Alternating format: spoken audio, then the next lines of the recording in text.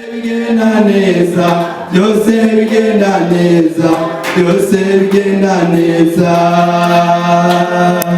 Nuwambere Yesu, nuwambere, nuwambere amaya mahoro, nuwambere.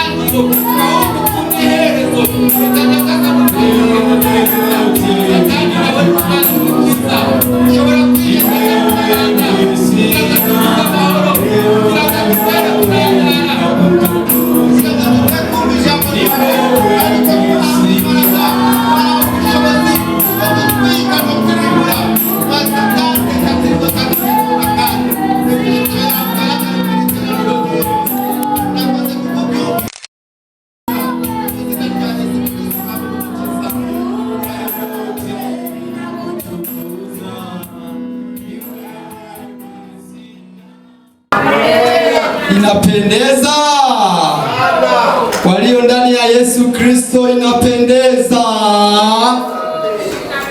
Wewe ambao hauna furaha, hata aje mzimu wa aina gani, pepo la aina gani, hautafurahi.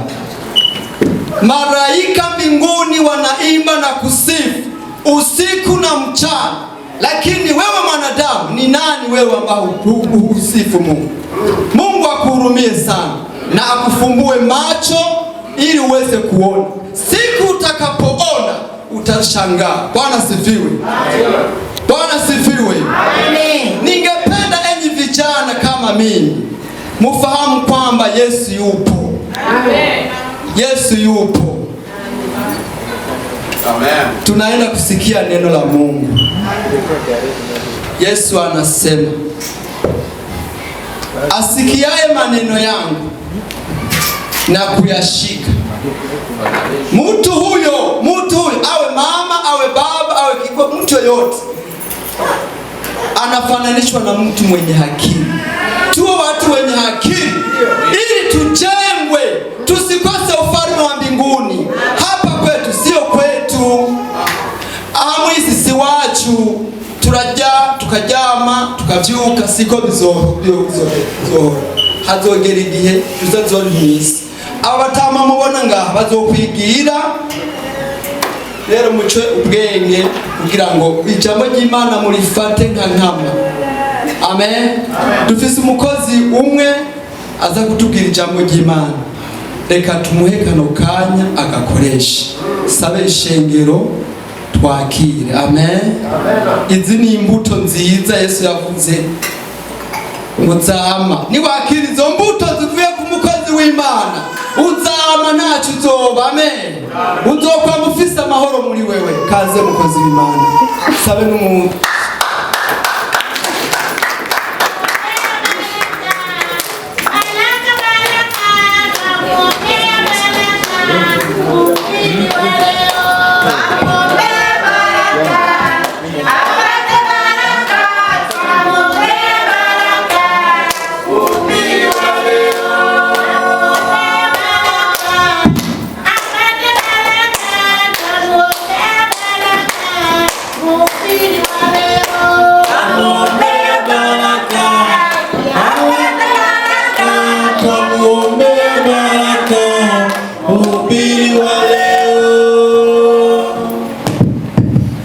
Bwana wetu Yesu asifiwe sana. Amen.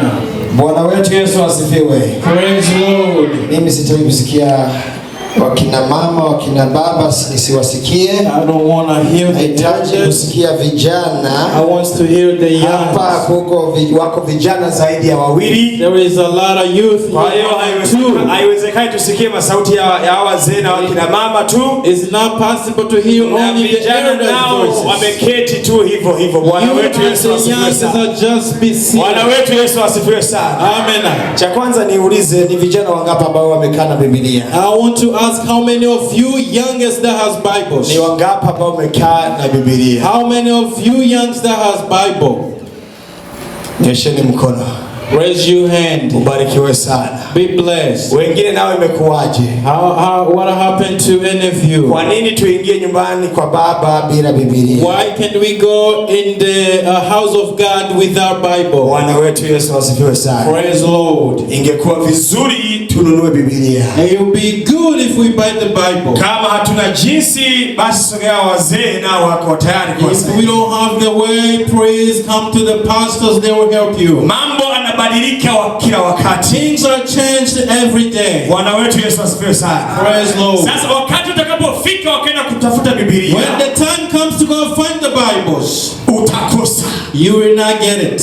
Bwana wetu Yesu asifiwe sana. Amen. Vijana, siku nyingine nitakaporudi, youth next time yote Biblia. I want hata kama ni ya Kiingereza, kana Biblia. If it's in English, hata kama ni ya Kirundi, Kiswahili, kana zote. If it's Kilundio, Kiswahili, be with. Unapoingia kanisani bila Biblia, maana yake inanionyesha kwamba hata nyumbani husomi Biblia. If you came in the church without a Bible, it shows me that at home you don't read. Bwana wetu Yesu asifiwe sana. Amen. Bwana wetu Yesu asifiwe sana. Amen. Basi mlezi wetu ndio mwakilishi wa kanisa pia.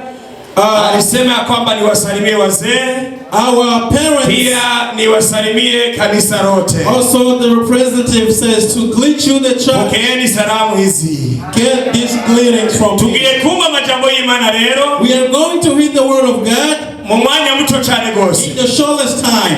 Amajambo y'Imana sijambere uyumvise. The word of God is not your first time to hear. Birashika ko mu gatondo wavuye mu hiro yasomekanye. It may be in the morning you heard it. Ariko nguko mvuga buri munsi. But how I say every day. Imana ifise intumbero nyamukuru cyane gose. God has a good things to you. Ituma amajambo uyumva buri gihe cyose. It makes this word that you can hear every day. Nukwibukanya gusa. Is to remind each other. Ntabwo amajambo mashasha abanamba. It's not the new words then. Bwana wetu Yesu asifiwe sana. Amen. Biashara kwa nijoro wanayasomye kandi. It might be that just. Ariko uyu munsi Imana yifuje peka ukana kuri wewe kandi. But today is what the man. Bwana wetu Yesu asifiwe.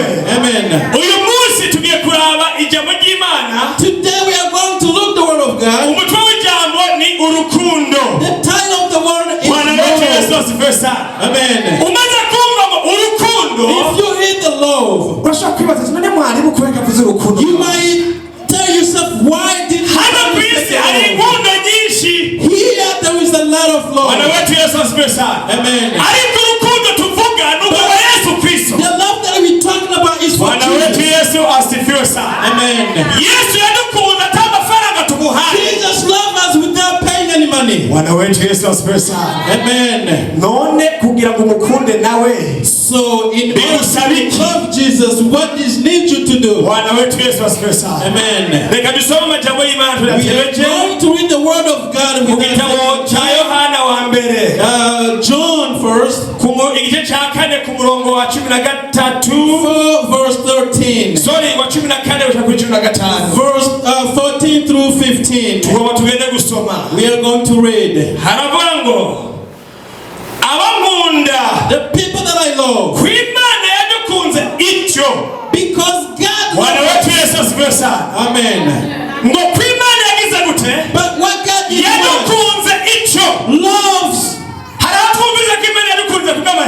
Did you read that God will love us? Amen.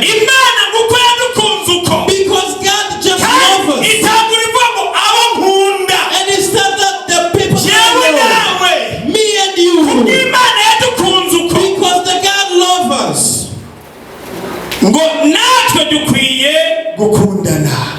All of us love each other. Because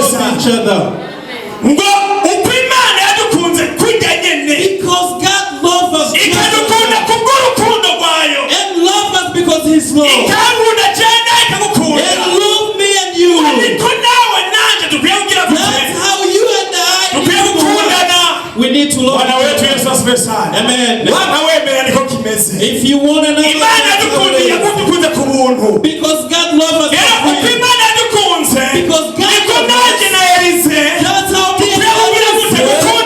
that we need to love each other. Amen. Let's read verse 12. There is nobody that seen Jesus.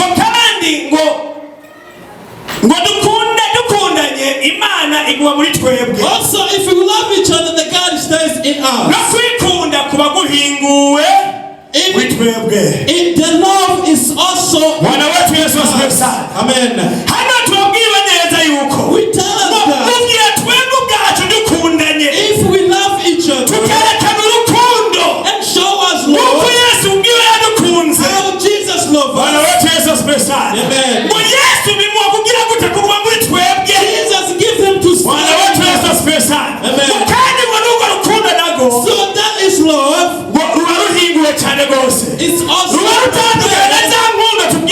It's also different than those love. Amen. We need to love each other. If we love each other, He will give us the love of Jesus. Amen.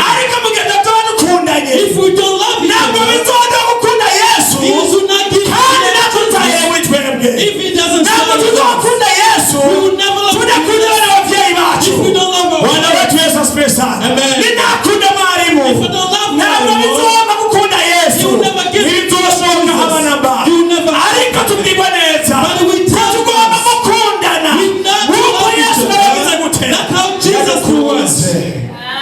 Bwana wetu Yesu asifiwe sana. Amen. Amajambo y'Imana ashobora kuyumva. Just the word and ask yourself why. Urukundo gusa, urukundo gusa. Love. What is love? So we do not have love here. But God is saying,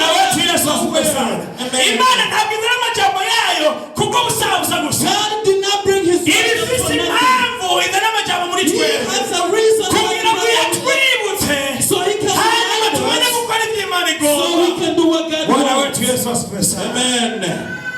Hanyuma so ngo iki nicho kitumenyesha, this is what telling us yuko tuguma muri yo, that we need to stay in him, nayo ikaguma muri twebwe, so that him can stay in us. Amen. So that in love, this is the sign. Amen. That to be in Jesus, that to be in Jesus Christ, so that him can be in us. Amen. So if we not have love, Jesus will be far away from us. Amen. But if we love Jesus will be in us. Amen. Amen. Ni hatari. Nayo ikaguma muri twebwe. So that it can be in us. Nuko yaduhaye That he gave us kuri muhemu wayo. The Holy Spirit. Bwana wetu Yesu asifiwe sana. Amen. Urukundo. Love. Urukundo. Love. Mugiye ufise urukundo. If you have love. Mugiye ukunda mugenzi. If you love your friend. Kandi Imana n'ikiguhana ndenda muhemu wayo. And also Bwana wetu Yesu asifiwe Spirit. sana. Amen. Muhemu wayo aba muri wewe. Also his muhemu wayo aba muri jewe nanje. Holy Spirit. Bwana wetu Yesu asifiwe sana. Amen. Ariko ndi wa wundi nguma nidogijo n'umurango. But it's me who taught you. The evangelist do something more.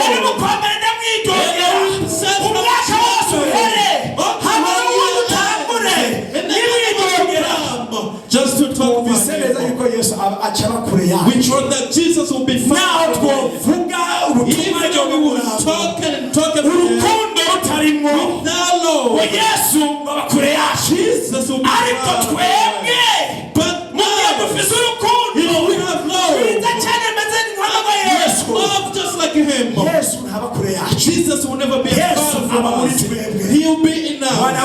Praise Lord. Do you have love? Do you love you?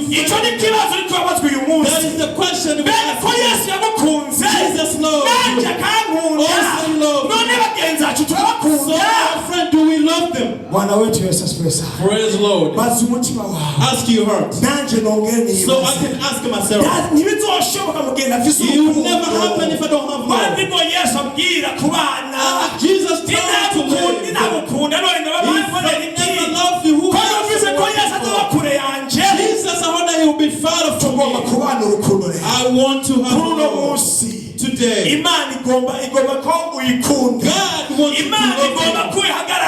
God wants you to stand God wants you to speak. God wants you to set the word. Amen. Because that love. Because that love. You are hearing the word. Be with love. Love our also love your neighbor. That's how you will see the 8:14. We also see that. So we can also be able to see. So how our God, he will send his son so we can come and be the whole world. Amen. The word of God tells us. Also we need to ask, what did we do? To answer, what did we do? We also saw it. We also saw it. We also believe it. Amen. We also believe it. Hallelujah. Amen.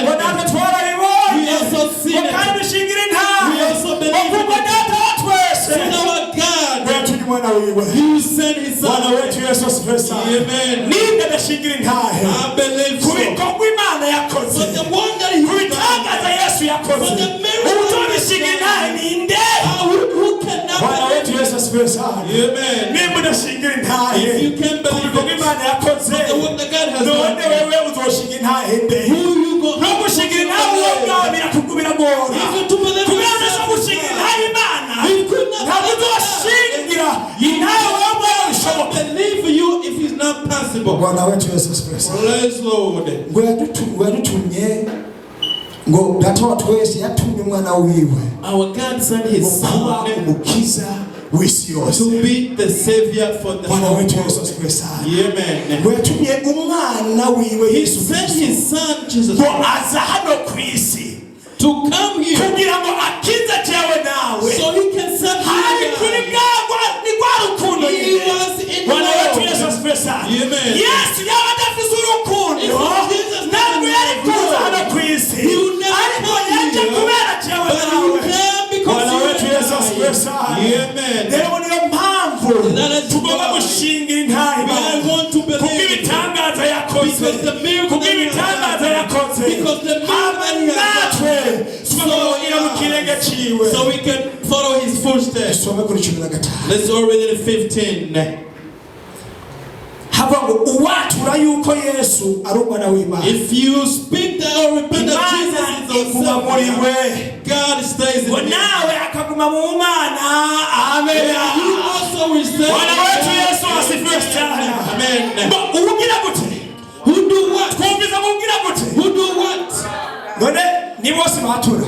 So is everybody who Ni bose batura repent? kweli. Is everybody who repent? Hari abatanivuga. There's somebody who never Bwana sinned. wetu Yesu asifiwe sana. Amen. Hari abatanivuga.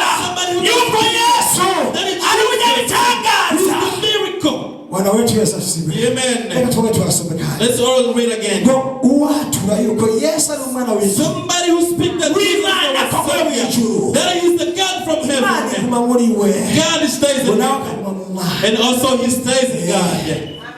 Utatura yuko Yesu ari umwana w'Imana. If you don't speak that Jesus is the Son of God, Ukamutemera yuko Yesu if ari you umwana don't w'Imana. believe that Jesus is the Son of God, Yesu kuba muri we nanje. Jesus in you and I Ntibishoboka. is never happened. Ariko But wewe niyo amenya kwatura. you, if you not speak Hanyuma that ukavuga iyo Jesus, Mana yo mu and ijuru. to speak the God of Ukavuga heaven, ukayemeza neza. and talking about Ukabwira amahanga condemnation, yuko ari umwana w'Imana. that he is the Son of God. Yesu rero Jesus aba muri we stays in kandi you. we nawe And then utembera muri we. you will Sema say amena.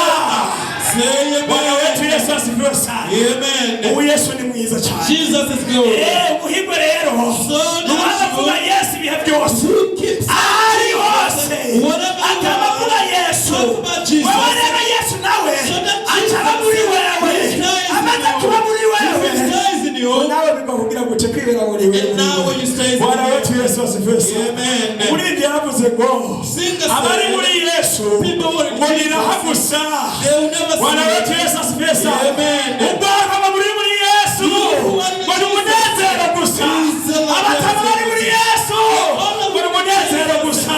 Ababyeyi bari muri Yesu ngo ni umunezero It's gusa. the happiness. Bwana wetu Yesu asifiwe sana. Amen. Uyu munsi jewe nawe Today you turi hano and turi kuvuga ijambo I, we are ry'Imana. here preaching Kubera twamenye Yesu. because we know Kubera Jesus. twamenye uwo Yesu. Because we know Twamenye ibyo bitangaza. Because we know that Yanakora igihe that ijoro we n'ijoro. do every day. Bwana wetu Yesu asifiwe sana. Amen. Ngo rero twatumereye. So we need to speak about Tumenye it. ko Yesu koko So we cannot yavuye mu bwami bw'ijuru akamanuka hano ku isi.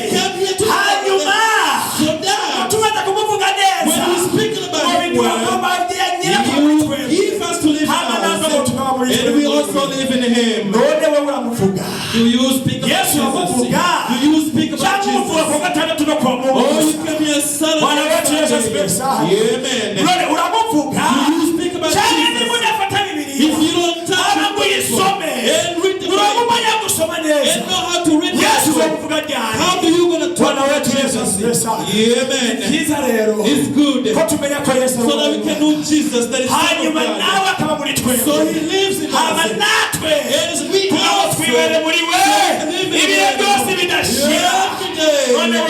bimeze gute So you wewe none Yesu amuvuga neza you talk about Jesus Yesu uracamuvuga kwa kundi ko wigo Jesus ariko tumwiba neza So wese yatura wese yatura akavuga izina rya Yesu talk about Jesus na Yesu yoje bidashira Jesus aho bisa amajambo bayo aheza gihe all of you that hear the word of God may God bless you.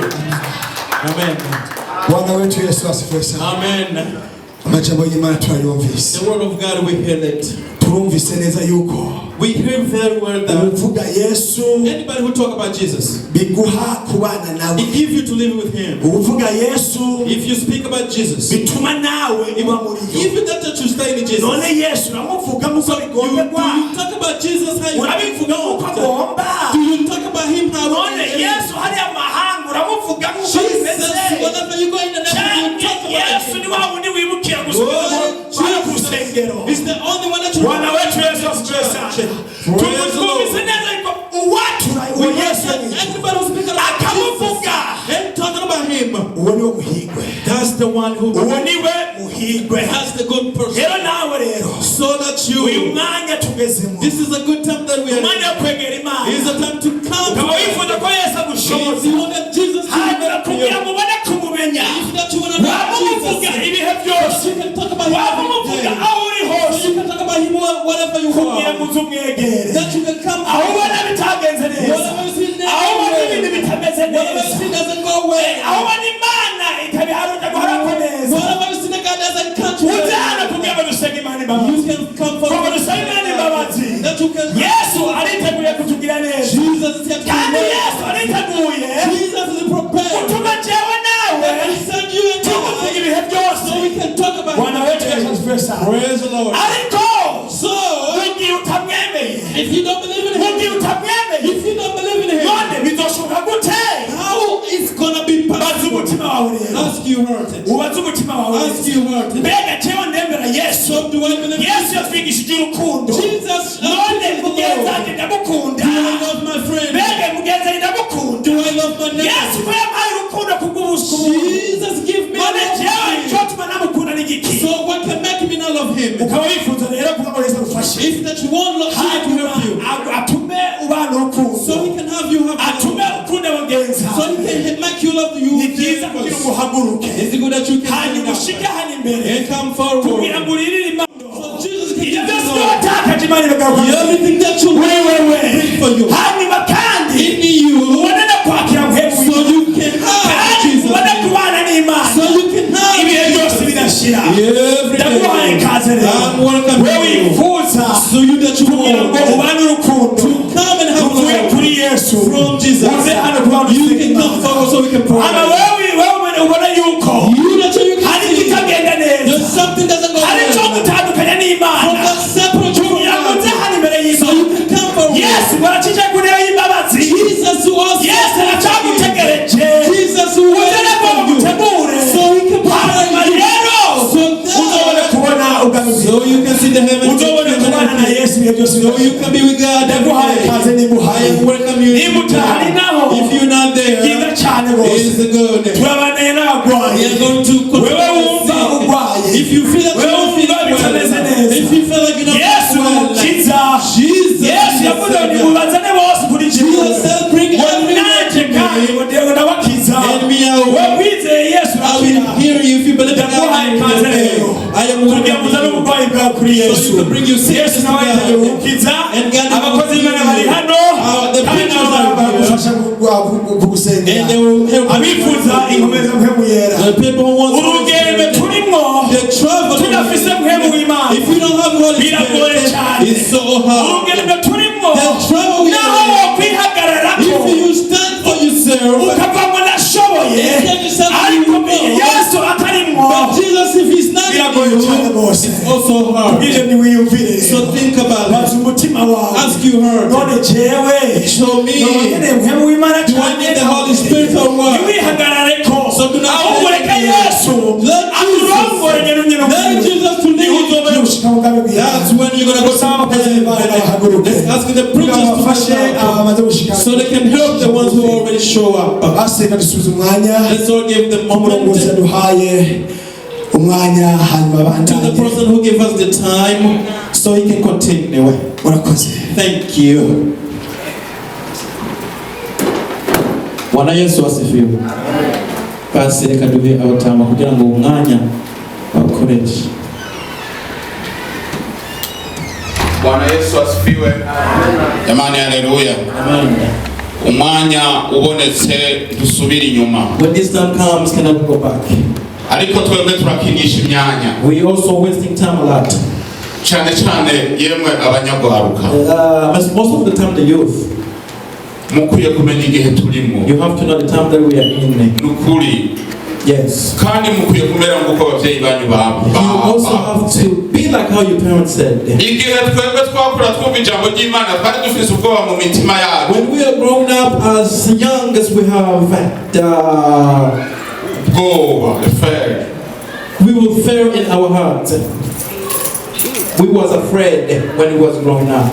Rero mukwiye kugira ubwoba iyo bariko baravuga Yesu. We need to be afraid when we talk about Jesus. Kuko Yesu aradukunda. Because Jesus loves us. Nico gituma yadupfiriye ku musaraba. That is why he has died for us on the cross. Ariko twebwe turakina n'umwanya. But as we wasting time. Agomba ndabasabe mumenye igihe turimo. I want to ask you to know what the time we are in.